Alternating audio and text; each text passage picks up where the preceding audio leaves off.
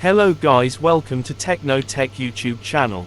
Is your Fujifilm Apeos C7070 showing the R5 error?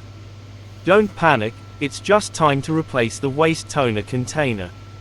In this quick step-by-step guide, learn how to change the waste toner unit and get your photocopier running smoothly again.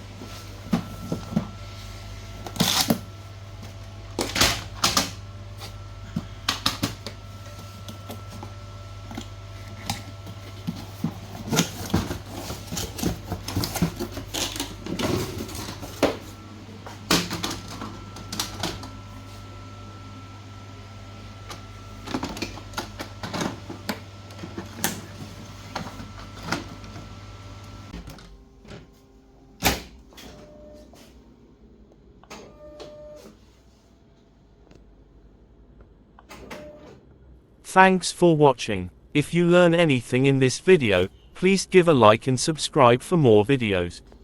If you have any questions, just pin a comment.